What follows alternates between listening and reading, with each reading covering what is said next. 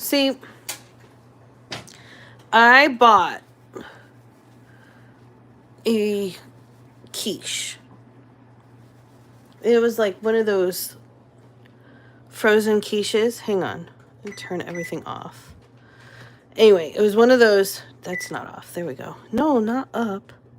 Oh my God. Okay. It was one of those frozen quiches. Personal size, blah, blah, blah. I was like, I need more stuff for breakfast.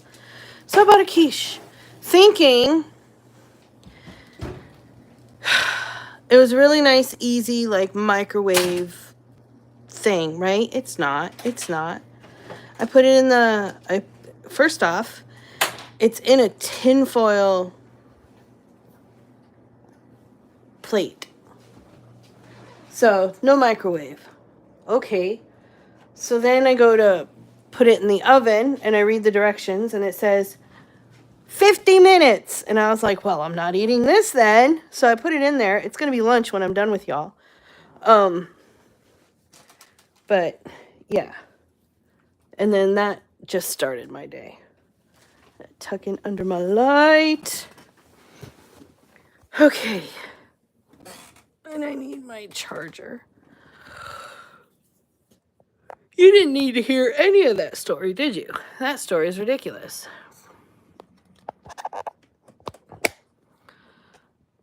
That wrong angle. How do I... my kids were playing with this again. Okay, I think the angle's still wrong, but that's okay. Let's get going. Copy link, here we go. Cat, don't. No, ma'am. Hello.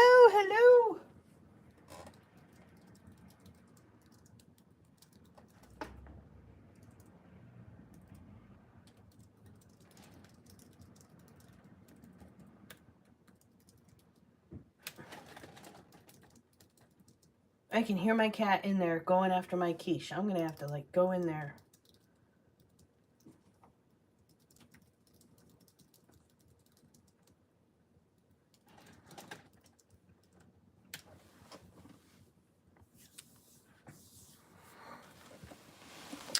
How are you, Missy? How are you, Rita? I'm gonna have to go get my cat. My cat's just in there. I can tell. She's worse than a dog, I swear.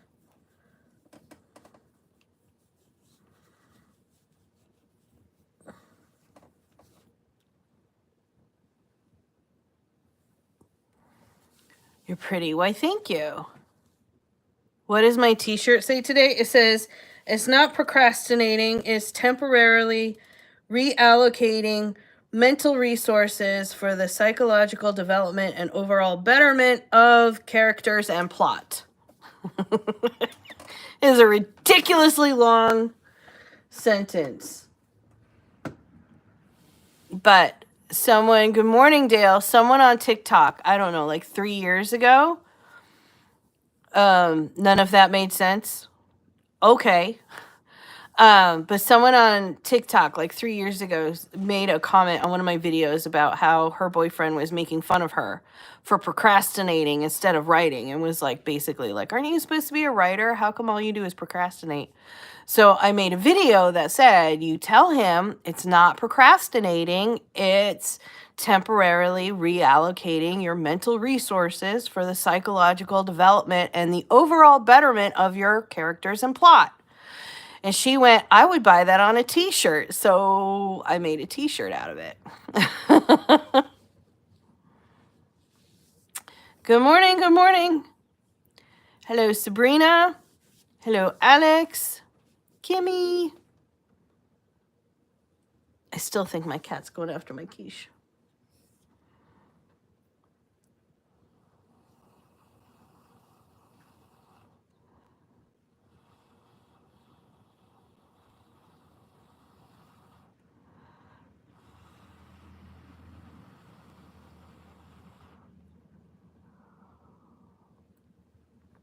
Good morning. Hello. Save the quiche, right? I'm going to have to go in there because I can hear her trying to jump up on the counter.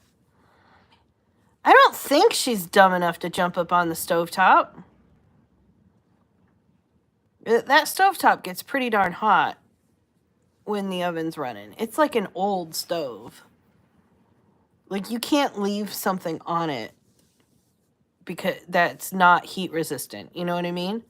Because it will cook whatever whatever is on it just by having the stove on. I know, right? Jessica came in. She was like, bam! Hi.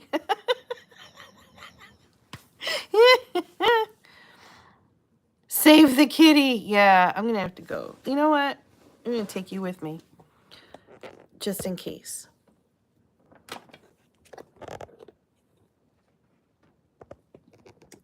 Ugh, okay. Let's go save Kitty and Quiche. This is going to bug me until I get her anyway. Why are you on the stove? Yeah, move. Really? Come here. Look, you have so much food over here. Look.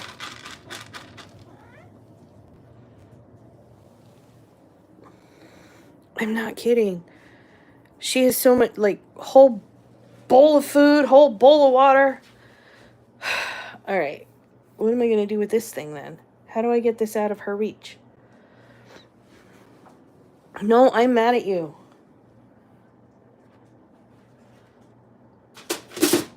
All right. What if I do that? Everything's off. It's still really warm.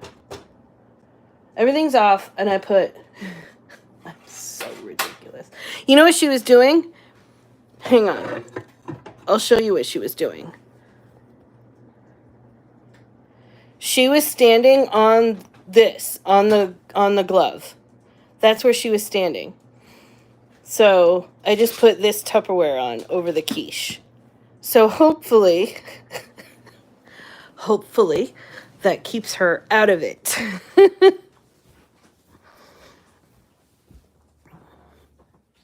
Her little meows of rage, right? She's so mad at me. How dare you make a quiche and not give it to me? Hello? Trolls never wait. They get the good old bonk. I'm glad you're such a good troll hunter, Jessica. All right, put this back. I feel like I have successfully protected the quiche and kitty toes. Hello, good morning. Where am I from? United States.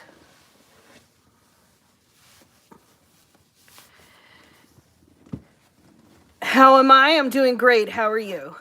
Just subscribed. Yay! Why, thank you so much. I appreciate that. Are you trying to write a book? Boink.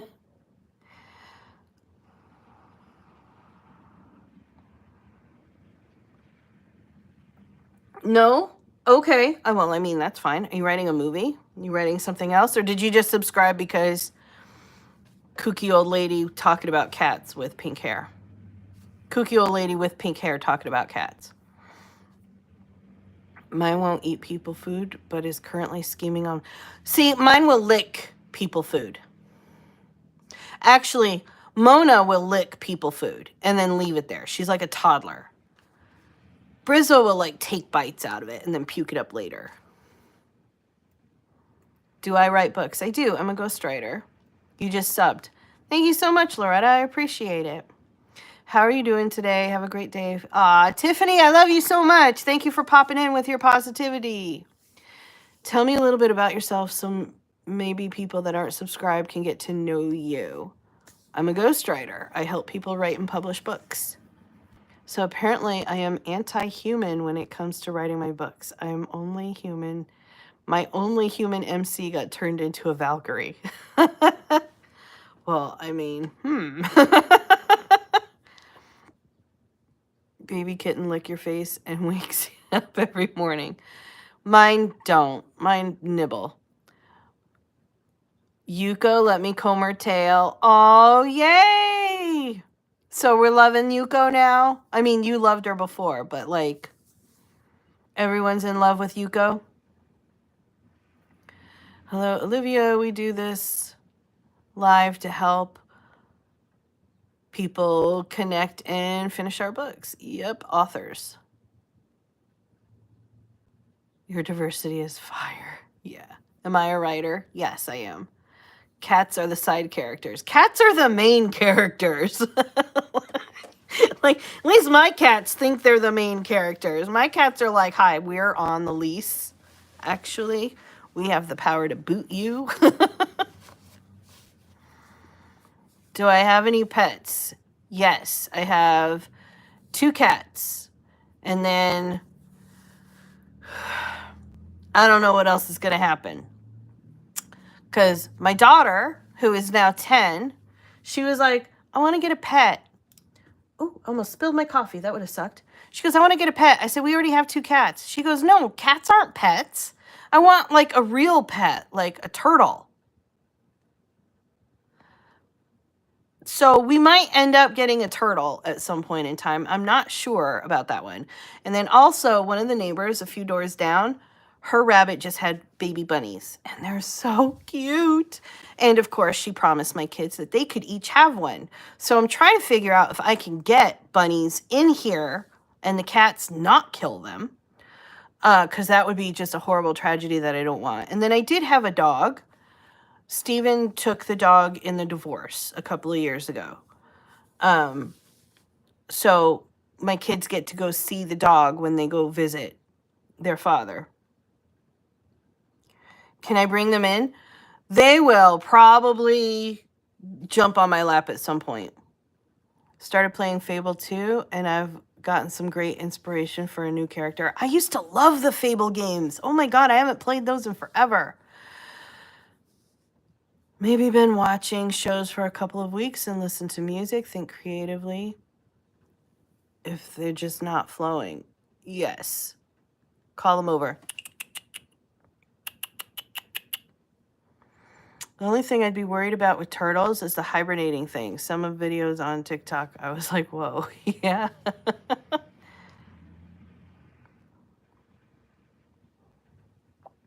If I build a bunny run, it will keep the kitties out. Maybe. Hi, baby. Come here. Hi. Come here. You're not the mad one. Come here. You're the one who's laughing at the mad one, though, huh? You're like, what are you doing? Come here. Yes. Void Floof. This is Void Floof. She's big. All right. But you gotta lay down, okay? That's the deal. You can't just circle and circle and circle. You gotta put the butt down. Okay? Yes. Who's that? This is when so both of these cats are rescues. And the shelter named them. This one they named Harmonia. We call her Mona.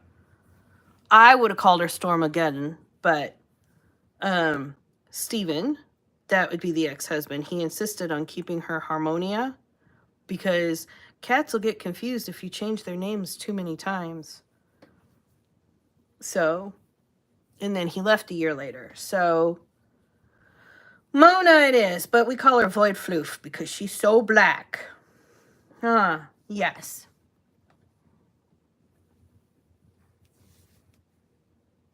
Plus fun projects for the kids. Yeah, I'm trying to think. I'm trying to figure it out because the neighbor who has the bunnies, she also has cats.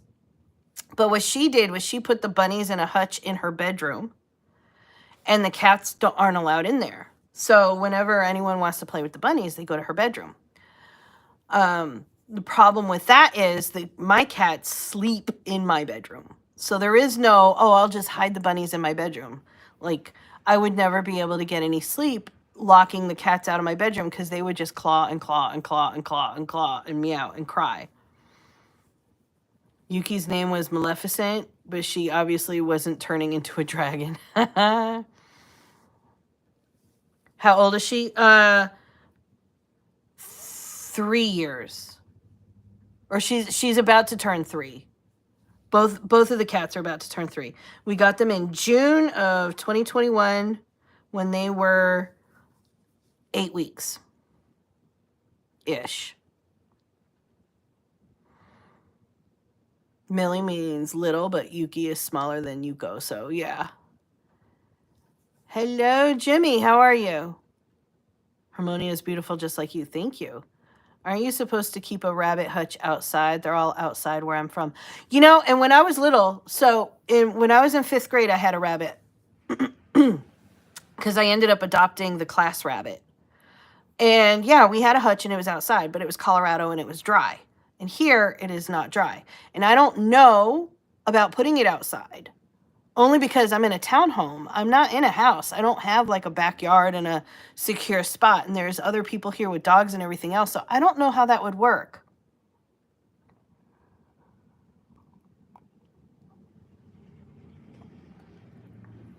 You're very fine. Great. We had bunnies, a cat, a mastiff, and a Rottweiler. Who ruled the house? I'm guessing the cat, but maybe not. The bunny taught the cats to stand up. Oh my God, that's cute. The downstairs basement put the a body downstairs by basement. Put your cats in your bedroom. That might be an option. The basement gets cold though. But I do have room in the basement, so maybe. I mean, it's an option. It's not like, I mean, our basement is not like an abandoned, room in the house that we never go through. We have to go through, that's where the laundry room is. That's where the garage is. And the garage has been kind of converted into a playroom for the kids. Like that's where they play soccer and stuff in there when it's cold. I would keep them all inside for safety unless they needed some fresh air. Then maybe let them chillax outside in a hutch. Yeah, I'll have to figure it out. I don't know. I'll keep talking to her. The cat ruled with an iron fist. I believe it. I can't imagine leaving any animal outside all the time. I know some animals are just built for outside. Like that's obviously. And, but my cats, I don't know about my cats. They're all, I don't know. They think they're hunters. Well, no, that's not true. They hunt. The wasp got in here last year, and Mona just ate it. Yeah, that was a big wasp, too. I'm glad you didn't get stung. I was, like, freaking out.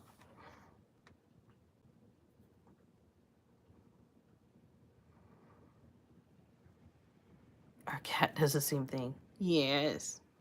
Huh, baby? You like to rule with an iron paw, too, huh? And you sit here purring. You're like, I want to purr. Can I be mod? So the way that I choose my mods are the people who come in a lot, like almost every day, and they understand the overall community culture that I try to cultivate and helpful and welcoming. So yes, I mean, I can't make you a mod today, but if you want to be a mod, then that's what I would say to do, to come in, help cultivate the overall healthy, welcoming, inclusive culture of writers and authors. If you don't know an answer, that's fine. Like, I don't necessarily want, or I don't necessarily need the mods to be able to answer all the questions, although if you are able to answer them, that's great.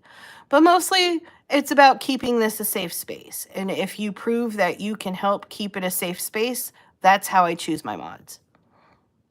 Except Seisha. She bullied me into it. Cats destroy the ecosystem when allowed to roam. They are tiny panthers stuck in floofy form, right? Right? Actually, who is it? Cyprus. Is it Cyprus? I think that island that is like overrun by cats. There's something like 17 cats for every person that lives in Cyprus or whatever. And it's like a big cultural, like they have like community bowls of food for the cats. It's amazing and I want to live there.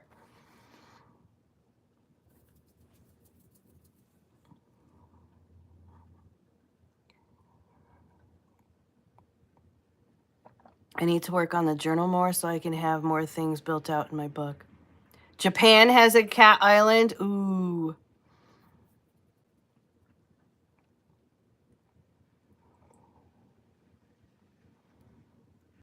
You heard about that island? Yeah, I think it's Cyprus. I could also be pronouncing it incorrectly. Off by Italy. Don't Australia occasionally get overrun by rabbits? I have no idea. Maybe. There's somewhere that has a rabbit island. They just said Japan. No, that was Cat Island. I don't remember. Cat cafes. That would be the best vacation spot, right? What does the mud look like?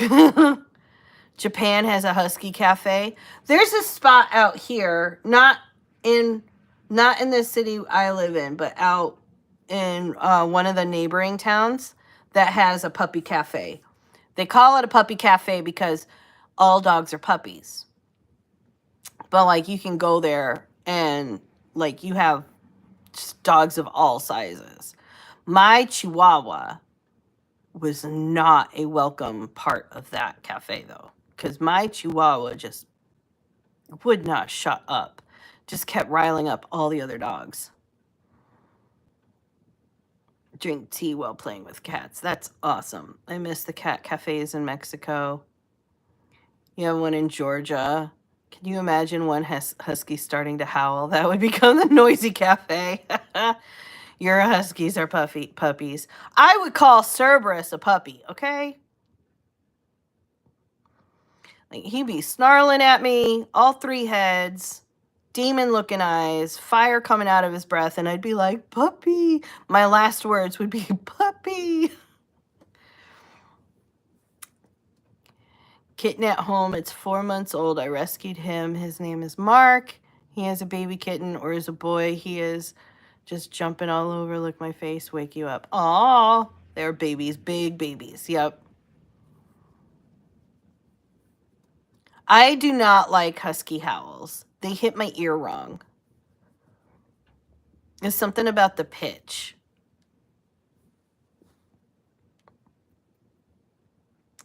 There's a rescue that runs a cat cafe in Arkansas. All the cats are adoptable and you can play all day for 1 cup of coffee tea. Oh, I want to do that. Is that Missy? Isn't that what you want to do? I remember you saying you want to start one of those up in Scotland, right?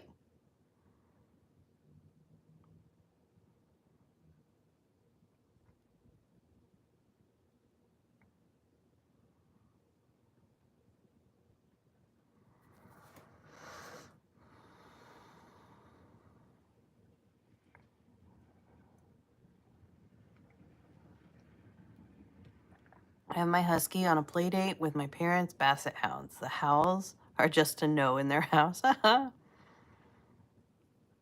Please, it would mean so much to me. That wasn't me, though I would do that. I could have sworn it was you. Who am I thinking of that said that they wanted to run a rescue? Nice cut, by the way. Thank you. Roommate wants a husky. My baby talks back enough as a stabby.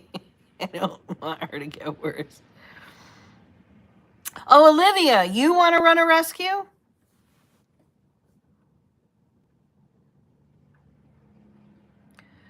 What does my... hi, Dana. What does my shirt say? So it says it's not procrastinating. It's temporarily reallocating mental resources for the psychological development and overall betterment of characters and plot. I said I'd love to have a farm where all the animals come to live. Okay. Olivia, that sounds great. Staffies are very vocal too.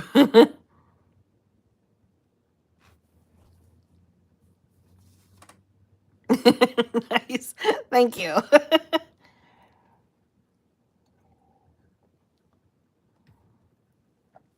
You need that shirt? I'll share the link into the Discord if you want. What would characters having backstories... Would characters having backstories when they just appear for one page be too much? Trying to decide if it would be too much for me to do. So, my overall, for the parts that I'm pantsing... Okay, hang on. When a character comes up via pantsing, I should say, meaning they're not part of my planning or they like weren't originally part of my outline or stuff like that. Like I'm just pantsing my way through a part and come up with a character. I go through stages with them. So first I yank a name off of one of my name lists because I don't want to spend more than 5 to 10 minutes trying to think up a name. Actually, not even that. First, I decide if I even need a name. If it's more than like 4 sentences, then I need a name. So prior to that, if it's just like, she said thanks to the shopkeeper and left, and that's the only time the shopkeeper is mentioned, then they are the shopkeeper and they stay the shopkeeper. And I never have to develop anything further than what their vocation was. Heck, in that moment, I don't even have to worry about what gender they are. I just literally that's it. If they're carrying on a conversation that takes more than a couple of lines to where I need a name, then I grab a name off of the list and I put it in.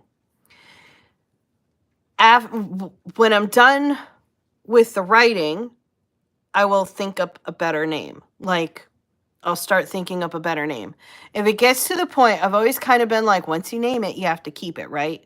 So if it gets to the point where I've developed a name because they've been that big in the story to that point, then outside of my writing time, not in my writing time, I will run through some character development.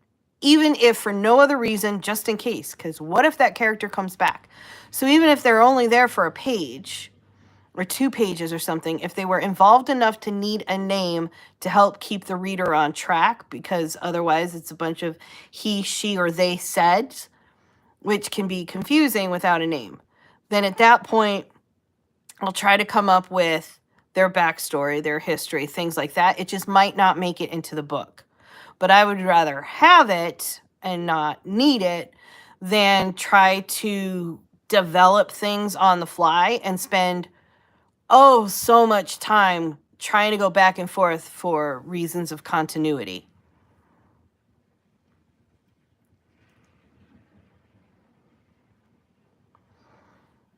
No more human MC. To me, yes. Sarah, I'm going to write a story with only humans and no magic and dedicate it to you. 1-page character is lucky to get a name, let alone a backstory.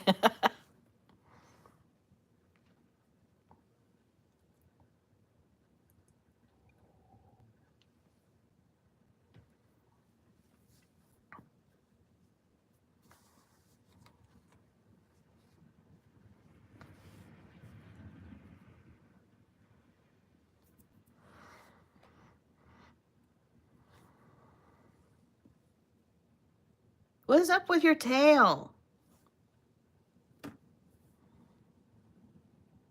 Naomi, look up at what I said. Yes. The last comment I see from you, Olivia, is a yes, which I think was when I asked you if you wanted to run a shelter.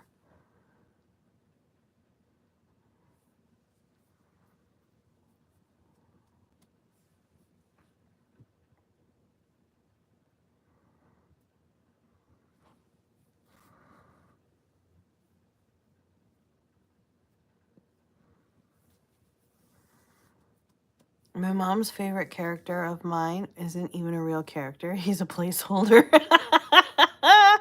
Oh my God. Oh, okay. Kitty just jumped down and knocked everything. I would learn well from you, Missy, because I could not start that story. Then Alex got fed up and told me to just make her non-human. And so you did. Hi, Rosie.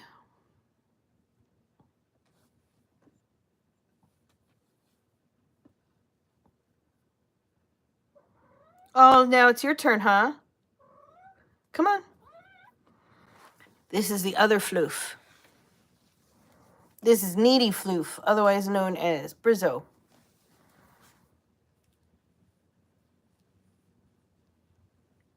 Please, I will be very happy if you do. I don't know what you're asking me for, Olivia. You will be very happy if I do what?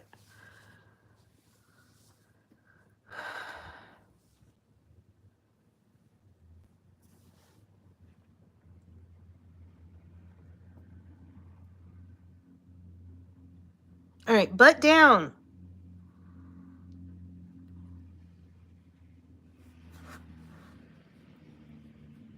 She did already. Oh, I did already? Okay. Well, then you should be very happy because I did already.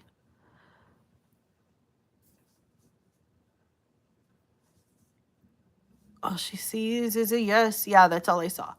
When I finish my reverse outline of book 1, should I move right on to book 2's reverse outline while I'm still in editing mode? I would. My cat just meowed. Hello to your cat.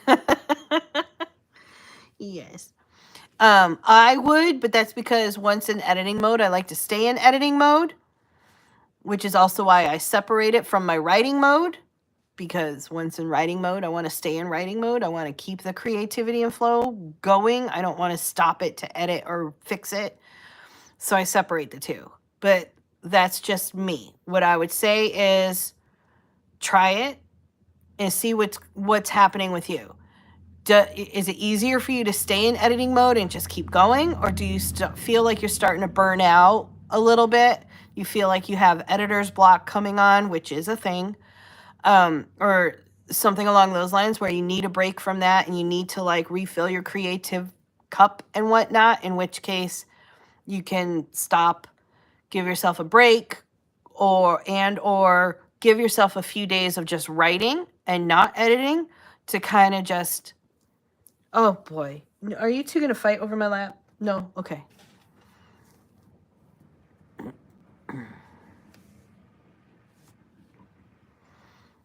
But it's up to you. Really? It's just rude. Cattail knocking over stuff.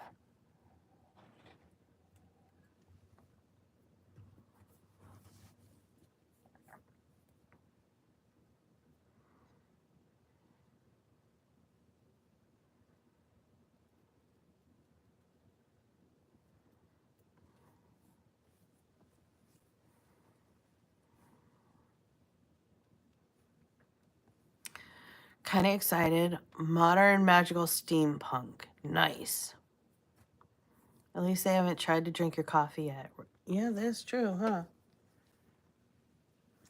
You haven't gotten any cat hair on my coffee either.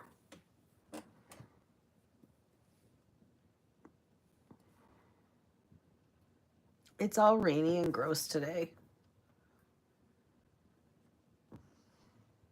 And it's not like a spring rainy where it's like, ooh, refreshing spring. No, it's all like late fall, early winter, overcast, depressed raining. It's just daunting because I know I have 5 books to reverse outline before I can start book 6. So my question is for you, Missy. Why are you reverse outlining a book that's already written? Let's start there.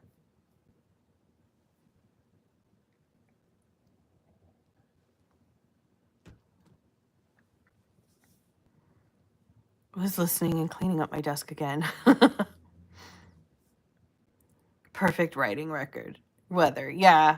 And just close the windows. I did like a week of random whip because the words weren't there, so I started reading and playing video games. Now I filled 2 plot holes and I'm developing a new character. That's awesome, Kimmy. It's going to be stormy and rainy there soon. I'm sorry.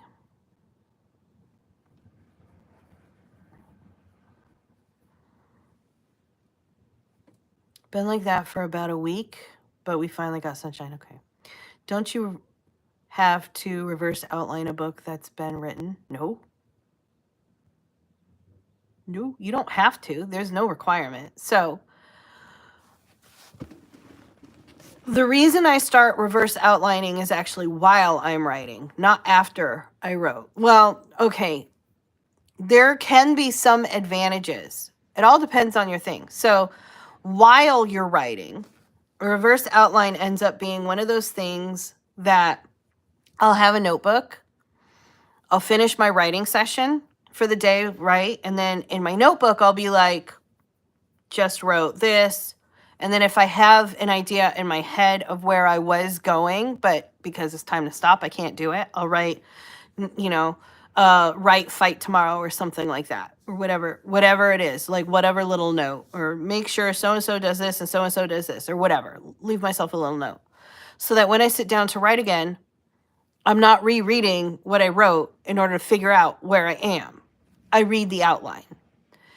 Benefit of having the outline later on is when you need to write a synopsis for like an agent, it's really easy to take that outline and turn it into a synopsis versus trying to take your entire manuscript and write a synopsis for that. It also allows you to pull out the most important parts of the book, because when you think about when you're writing that note, like let's say you wrote 2,000 words that day, what is your note going to say? The most important element of what you just did, right? It's not going to go over every single detail of what you wrote, but you're going to remember that big part, like so-and-so and so-and-so just did this fight. That there's the most important element. So that can help you write a book blurb, just for example, versus, again, trying to pull things out of an entire manuscript to do the book blurb. So those are helpful in that sense. And it can also help you develop like some marketing content if you need it. It can help you develop some your query letters for agents, but it's not a requirement. And it's definitely easier to do after or while you're writing. And you can also send that outline to your editor and be like, here's the basic, when the editor's asking for more details about your story, here's a basic outline instead of sending them the entire manuscript. But that's not, it's enough to give them an idea of the story, but it's not quite enough to give them an idea of the writing or how much in depth they're going to need. So it's not the only thing that you can send them. Although it can be helpful. And then if you're self-editing, it can be helpful because then one of the first parts to your self-editing, of course, is going to be getting the book printed and then lining up your outline with a plotting structure to see if there's any elements missing. But none of this is required. It's a helpful tool to have, but it's not required. It's kind of like saying, don't I have to handwrite my book? If you want to go straight to typing, like let's say like Connie, for example, she handwrites all her books first and then types. That doesn't mean that if she one day sits down to start typing, that she has to take that and handwrite it in order to get herself a written book. Do you know what I mean? Like, it's not a requirement for her to do the handwriting part. Therefore, if she started typing first, she wouldn't need to force herself to handwrite it out.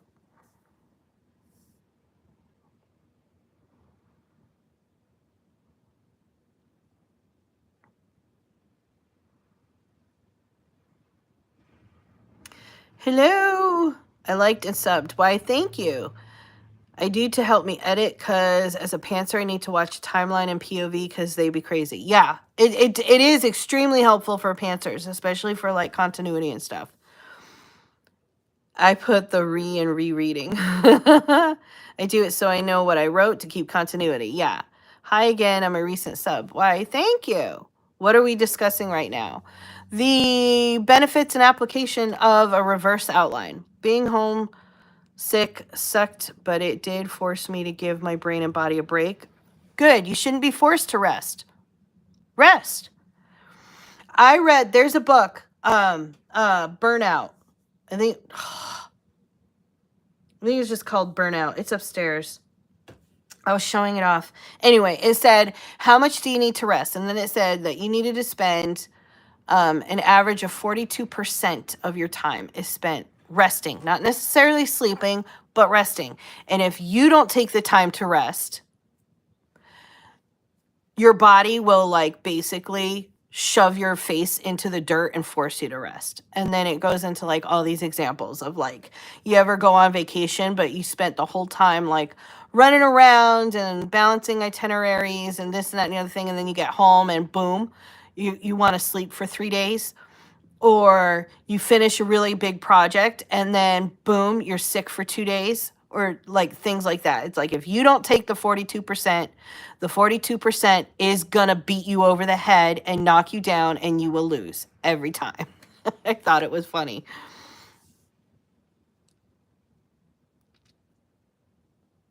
I'm loving those blog templates. Yay, Kimmy, I'm so glad. What books have I written? I've written a few now. So I've got the paradigm of I've got the emotional cycle of, this is boring. It was my master's thesis. The emotional cycle of military deployment and how it affects the family paradigm. That's boring, but it's a book. And it's mostly popular in Europe, which doesn't make sense because it was based on US military families. I'm pretty sure they're different, unless maybe they're buying it for the bases over, I don't know. It's mostly popular in Germany, actually. Anyway, that's ridiculous. And then I've got everything I learned about parenting. Everything I need to know about parenting I learned from watching Star Trek, which is just a geeky parenting book. I love it, but it's a geeky parenting book because my degree is in psychotherapy, and at the time I was trying to specialize in adolescents and teens. So I was doing a lot of research on how to talk to teens, mostly, as well as like ADHD and autism and things along those lines. I have no fiction books out yet. I'm working on it. And then I've got like my last book was that I wrote under my own name is called Write Out Loud, which is about getting over your fears and like actually sitting down and writing a book and feeling good about writing the book. And then I've ghostwritten 65 other books for clients. Is the reverse outlining helping you? Welcome. Check out her website. She's a ghostwriter and coach. Thank you, Kimmy. I need to be forced to rest. 42%. Yeah, it was something like out of every 24 hours, it was something like 10.7 hours or something of rest. Again, not necessarily sleep, but rest. And it was saying that, yeah, if you go too long without doing it, your body will get back into balance somehow, usually by beating you over the head. 65, yeah. So I'm wondering about those blog templates. I kind of feel like the point is to copy paste them and fill in the blanks. Is that what was meant? Yeah, exactly. Copy, paste, and tweak. Now, some of them you're going to want to tweak more than others. But like wherever the brackets are, that is an obvious tweak. Where it says like in brackets, it'll say like your genre or your book title or your character name or something like that, right? That's an obvious tweak to make it yours. Some of them you might want to tweak just a little bit because you want them to sound like you. So you might fix the your genre and then look at it and be like, but this isn't how I would say that sentence. That's fine. Fix it to how you would say the sentence then. But yeah, that was kind of the whole point, was to give you something that you could basically copy paste and then tweak it, and the formatting's already there, and there's a couple of little helpful pieces to it, like, hey, this is a snippet opportunity, and things like that, so that you could make it work for you. Hell no, too much. Loopholes are everywhere and I'll find them. Not for me. I've got terrible net. Oh, the internet? And tweak. Don't forget the tweak. Yeah, copy, paste, and tweak.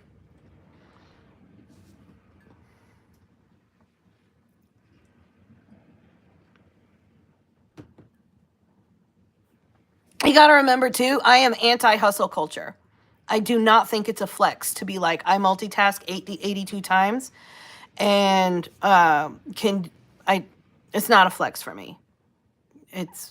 I am so anti-hustle culture.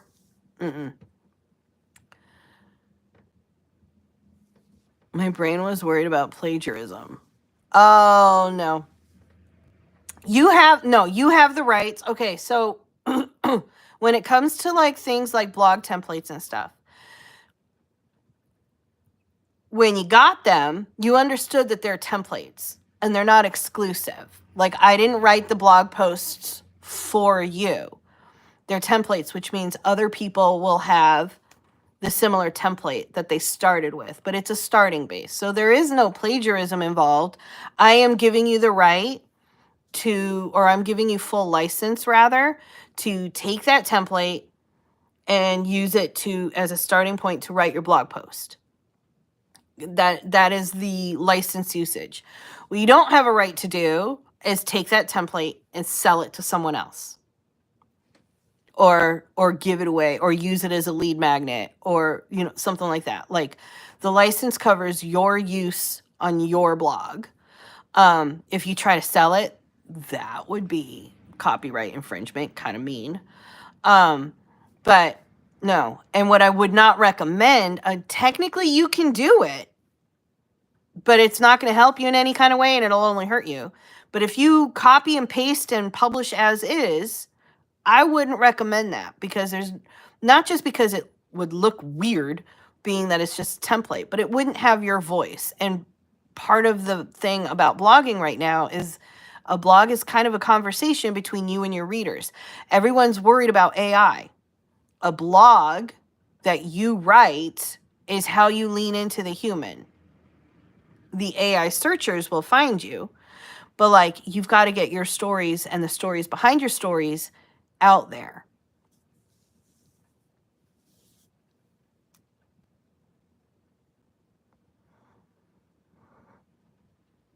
I need a writing room complete with Criminal Minds-ish profiles for my characters.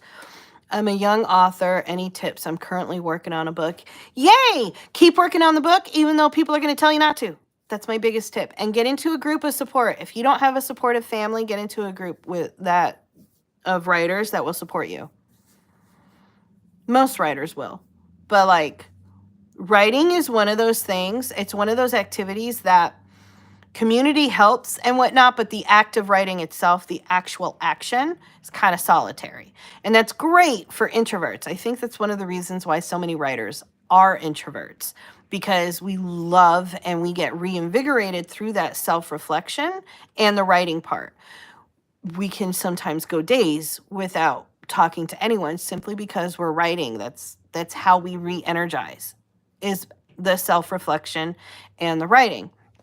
Extroverts definitely need the community way more often, because the self-reflection normally drains their batteries a little bit. It's not that they don't like it, just like it's not that introverts don't like people. It's a matter of battery drainage versus battery charging. But either way, getting a group, like being forced into a solitary action over and over and over again, can start to feel lonely and unsupported and unheard. And then you start getting into your own head about, this is boring, and I'm not as good a writer as I hoped to be, and I'm not making very good progress, and I should have had this done by now, and like all these little doubts that start popping up. So you need a community of people who get it to help you get over those bumps. So find a community. Who does Instagram? Because I want my social media post for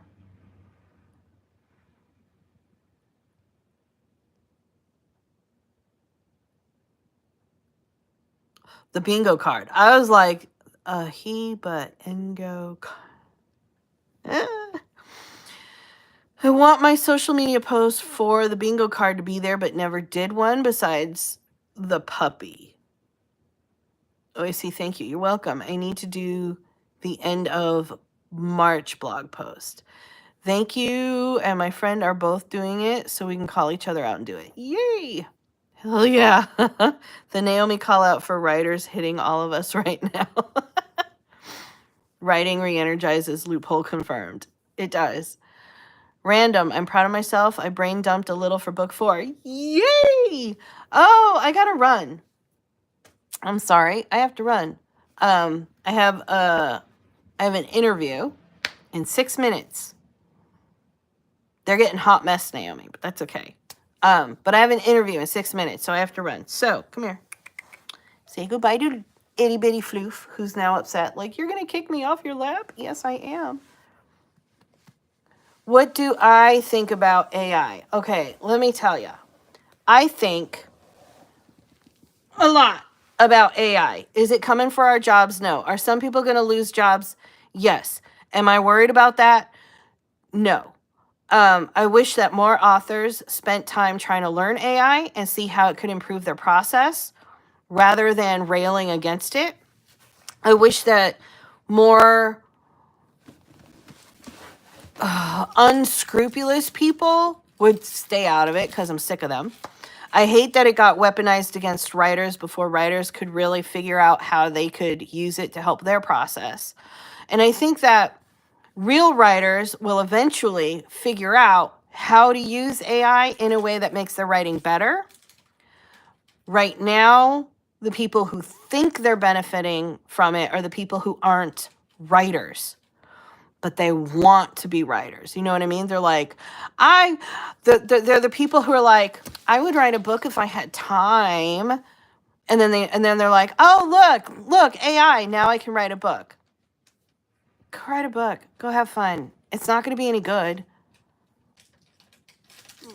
But a real writer, someone who does write books, they're going to be the ones who benefit the most because they're going to be the ones who can use the AI to help them bolster their creativity and help them put something out that is good.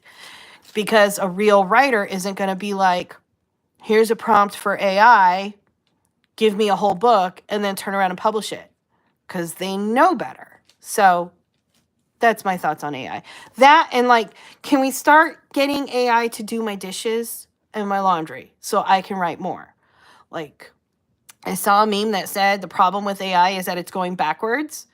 It's doing the writing so that I have time to do my laundry, but I would rather it do my laundry so I had time to do more writing, which is true. All right. I will talk to y'all soon, okay? Go get all the words written, and I will talk to y'all tomorrow morning. Bye.